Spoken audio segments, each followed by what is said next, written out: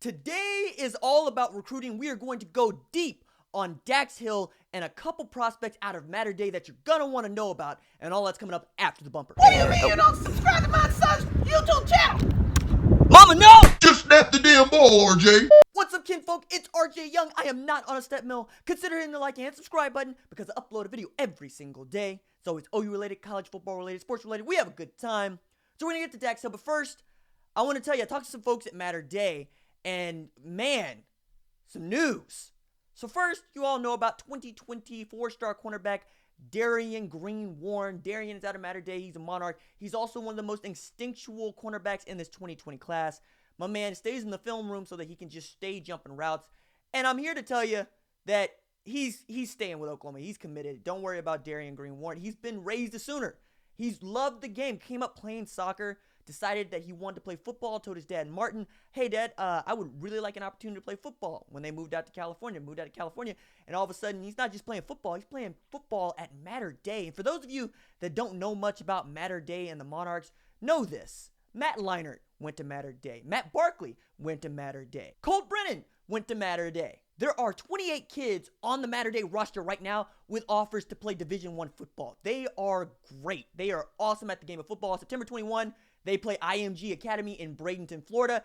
That might be the best high school football game all year. Between the guys you got at Mater Dei, and not just Darion Green-Warren, but also Elias Rix is playing safety, Brew McCoy, two guys we'll get to in just a minute. On IMG side, you got that guy that we all keep an eye on, Noah Kane, running back. We still got that open 2019 running back position. Maybe he wants it. Maybe he doesn't. We will see. But after talking with the folks at Mater Dei, I wrote a story for OUinsider.com that you might want to go check out that has some pretty interesting details, including some visits that are on tap for some Mater Dei kids that I'll get into in a second. But as I said, DGW wants to be a Sooner, was so excited to get his offer and can't wait to get to Oklahoma. Now, as for the top defensive back in the 2020 class, Elias Rix, we're going to have to wait and see. And I think, believe it or not, getting this 2019 class to commit and the wide receivers that are on tap might have a lot to do with Elias Rix and his decision, because folks I talk to tell me that OU, LSU, Ohio State, and USC are the top choices for Elias Rix. But the primary reasons in that case is because he wants to play in the NFL.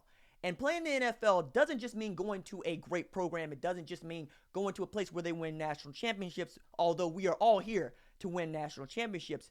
It's because college football is a glorified minor league system for the NFL, and you want to go to a place where you know you have the best opportunity to get to the NFL. And some of that has to do with scheme. Yes, absolutely. Some of that has to do with competition on the other teams. Absolutely. But what it really comes down to for a lot of kids is the iron already going to be there when I get there? Is there going to be iron on campus to sharpen me? Iron sharpening iron. And I think in Theo Weiss, in Trajan Bridges, in RJ Henderson, Elias Rix got to see what is coming to Oklahoma in 2019. Now, I watched Elias Rix watch those 2019 recruits closely. Elias Rix knows that Theo Weiss is a problem, but he also knows that RJ Henderson ain't nothing to sneeze at, and neither is Trajan Bridges. There are potentially 3 5-star wide receivers coming to the University of Oklahoma in 2019, and what better a recruiting tool for Kerry Cooks than to say to a guy like Elias, yo, these are going to be the best wide receivers in college football. Do you want to know that you're beating up on the best wideouts in college football day in and day out, so that when you get onto the field, there is no question about who the best safety or corner is? There's only you. And I think that's really appealing to a guy like Elias Rix. And I think when you look at the schools he's considering, all of those folks put defensive backs into the NFL. Denzel Ward out of Ohio State. Greedy Williams at LSU is going to be a guy, but we already know what Tyrann Mathieu can do. And USC can put dudes into the league as well. Oklahoma is showing what it can do as of late. One of the things that helps with a guy like DGW and keeping him in the boat and can help sway guys like Elias Rix to come is Brendan Buki Radley Hiles. The more I talk to folks who know from recruiting and high school football in California, Buki is kind of a legend out there. He's got a cult following. We all know about this, but it is interesting to see how this is feeding into recruiting, because he's a big brother figure to a lot of these kids, some of whom don't even consider Oklahoma, let alone take a visit. So for guys to be considering Oklahoma and to see what Buki is doing and to see him starting, let alone playing right away, you got to think that's a good thing for Oklahoma. Now, in regard to 5-star 2019 prospect Brew McCoy, OU has a bigger mountain to climb. Number one, Brew McCoy is taking a visit to Austin to see the USC Trojans play the Texas Longhorns. And both of those teams are very much in the running for Brew McCoy. And one of the reasons that you want this guy is because he can play both ways. For those of you that haven't been paying attention, Brew McCoy is an outstanding wide receiver, and there's a lot of folks that are offering him at that position. But as an outside linebacker, particularly a pass rusher, he is otherworldly. And I am of the opinion that you try to take your best athletes whenever possible and make them play defense. And I'll get to that in a little bit. But when you look at Brew McCoy, I see a guy who can absolutely terrorize running backs and quarterbacks in the backfield. But I also see a guy who has heavy leanings toward USC. Number one, Mater Dei seems to be a pipeline straight to USC, as I mentioned with some of their notable alumni. But the other thing is, he's really close with starting quarterback JT Daniels. That relationship is tight, is remain tight.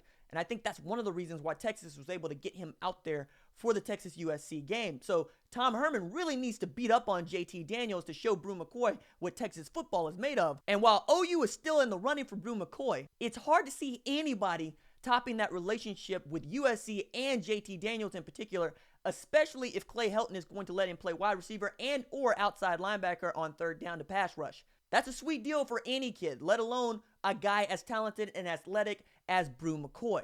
DGW, Elias Rix, and Brew McCoy are all expecting to attend OU's home game versus Oklahoma State on November 10th.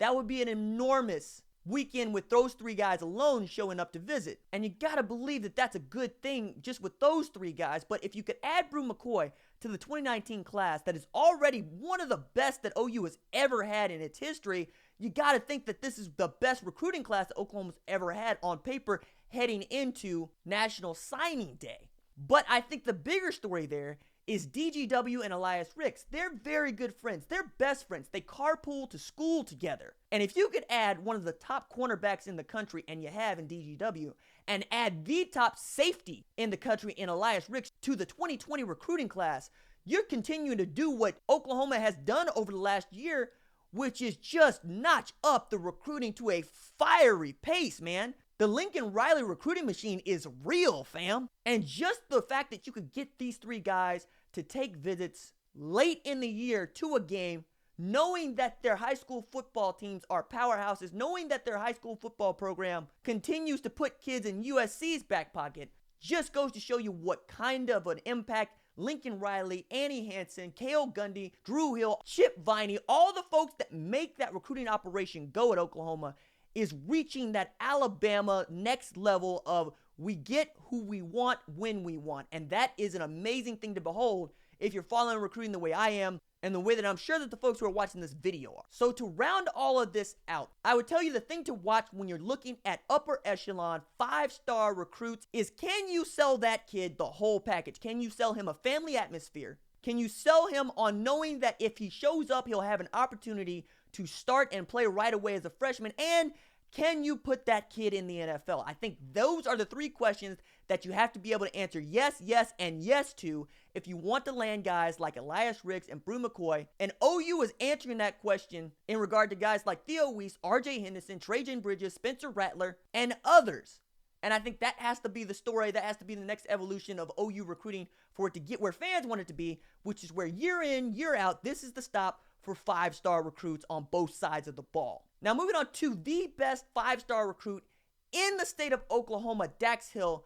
The fellas at Michigan Insider, in particular Sam Webb, have done an outstanding 3-part series on Dax Hill where we found out a lot. And I would encourage you to use your OU Insider membership to go and read the 3 excellent articles that are posted on the Michigan Insider. For those of you that don't know, if you are a member at OUinsider.com, you have access to reading the full gamut of NFL and college football sites within the 24/7 Sports Network. Seriously worth the price of a membership because you find out little nuggets like, what is Dax Hill thinking? And that's one of the first things that I've learned about Dax Hill and this recruitment is there are times when he just gets oversaturated and shuts it down, just won't answer back to a text or on his phone. Sometimes his high school football coach will get texts from other coaches saying, hey, Dax isn't returning in my text. Is his phone on? Has he got a new number? And it's really just, nah, man, he's just decided that he's shutting it down. He wants to get back to life and forget about recruiting for a while. And when you're as highly coveted as Dax Hill is, and you can do all the things on a football field that Dax Hill can do, I can totally understand why you probably wouldn't want to go near your phone sometimes. But in an exclusive interview, again, I would encourage you to go check it out. He also talked about the 6 finalists and what he's seen or not seen from those schools. and he had a little bit to say about OU, which leads me to a conclusion that I'm going to get to later. But he had the most to say about Michigan. Now, you could also say that that's a Michigan site and that's their lean and that's what they want. But he's taken a visit to Michigan this weekend, and he knows full well what it means to be a Booker T grad. And as a guy who went to Booker T and who was accepted to that high school and understands the academic prowess, and one of the reasons that you go there is not just so you could play football or baseball or basketball, but because you want to be set up to go to an outstanding academically sound university. Myself ended up at the University of Tulsa. There are other folks that end up at Harvard and Yale and Princeton. And that's one of the appeals of Michigan for Dax Hill. It has both the football legacy and the academic legacy of being Michigan men, where they have a guy that played on their football team that became president. Now, I know it's Gerald Ford, but he still became president. That's just not something that Oklahoma can say about its football program. Oklahoma can sell National Merit Scholars. It can sell the facilities. It can sell its own tradition, which you could argue is better than Michigan's. But as a well-rounded, all-around academically and football sound university, Michigan is not just going to beat out Oklahoma. It's going to beat out a lot of places with the exception of maybe like a Notre Dame. The next thing that we learned is what he plans to major in, and it's journalism of all things, believe it or not. And I think that's interesting in particular because, again, I went to the University of Oklahoma for my master's degree in professional writing. One of the appeals was the Mass Communication School, the Gaylord School of Journalism. It is an outstanding journalism institution. As a matter of fact, the OU Daily put me in a position to understand media, to understand how to write, and now I have a book coming out called Let It Bang. You should buy it. And believe it or not, my full-time job was in journalism. And for a guy like Dax Hill, who has mentioned academics, particularly at Oklahoma and Michigan, being at the forefront of his decision, that's a feather in OU's cap because it can boast these great facilities and these great alumni to come out of the University of Oklahoma. I'm not putting myself in that alumni category. I'm just saying that if you go look at the alumni scrolls for the journalism school, you'll see some folks out there right now who are doing some outstanding work, who graduated from the University of Oklahoma and majored in journalism.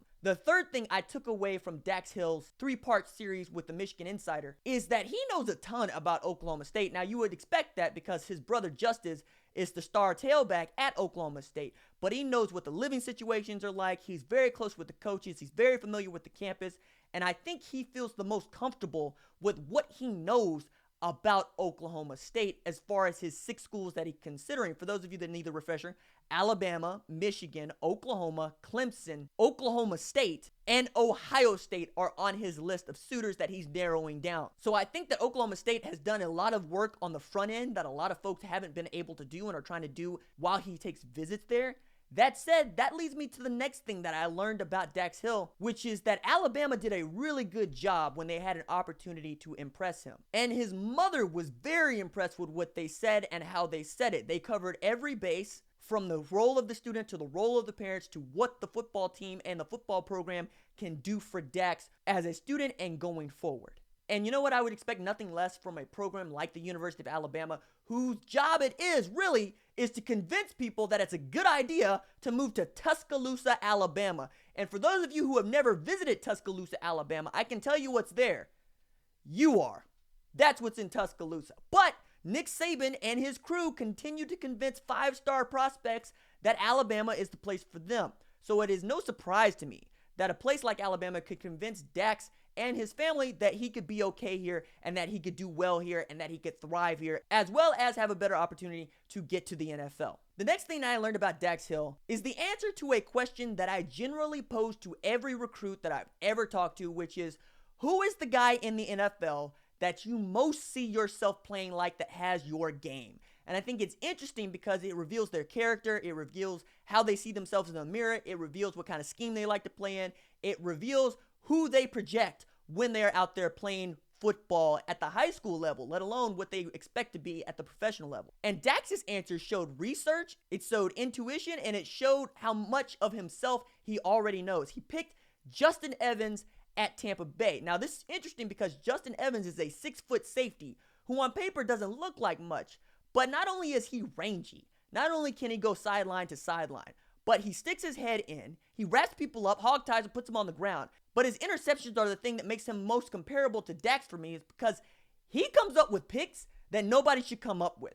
He snatches balls out of the sky at angles that I didn't know that you were able to do that, and he has the added bonus of being a guy who has both stopped Derrick Henry in his tracks with a shoulder charge that came straight out of Destiny. Those of you who play with Titans know what I'm talking about. So not only has he stopped Derrick Henry, but he's also has that added bonus of being one of those people who has picked off Tom Brady. And he did it as a rookie. And it was one of the more athletic interceptions that I've ever seen because he was running the other direction when he launched his body back against itself to make that pick. It's just an athletic move that you don't see most guys can make, but I think Dax can make it. And Dax is already a little bit bigger than Justin Evans is, and Justin Evans is playing then in the NFL. Tells you what kind of prospect Dax could be, and Dax's versatility lends itself to any scheme you want to put him in. He can play free and strong, he can play corner, he can play nickel, he can play anywhere you want, and he can thrive. And as Jaden Davis, another OU commit, told me after seeing him play at the opening, Dax can get away with things that the rest of us just can't do because his closing speed is just ridiculous. He can play abnormally large cushions and still make a closing play on the ball, even come up with it because of that 4.3 speed of his. And that's another thing that you just can't teach, and that's one of the reasons why Dax is a 5-star prospect. But the last thing that I've taken away from these 3 articles about Dax Hill that I think is most interesting is that Michigan has the advantage here, man. He knows a lot about Michigan. He knows what it means to be a Michigan man and what that means as an alumnus. And he is as interested in his personal and professional development as he is his football development. I gotta think that Michigan has an edge here, especially knowing that they get him for a visit in Ann Arbor this weekend. So unless Khakis U can royally mess this up, I come out of this thinking that Michigan has the edge. OU is obviously still in the mix because he's talking about them. But I think Ohio State is about where OU is. I think Oklahoma State is about where Alabama is. So if I had to rank them, I would put Clemson at the bottom, followed by Ohio State, followed by Oklahoma, followed by Oklahoma State, followed by Alabama, then Michigan at the top, but it's still September. He has not announced a decision date, even though he said that most people were accurate in saying that he hoped to have a decision at the beginning of August of this summer. Turned out he wanted to take a little bit more time to review the university he's still considering and gather as much information and data as he can before he makes a decision that quite literally is going to affect the rest of his life. I don't begrudge him that. And as a kid from Oklahoma who went to Booker T for 2.5 years, I have nothing but love for Dax Hill. I want the kid to go where he wants to go to school, and I want him to show out in the NFL, and I want him to have a successful life after football.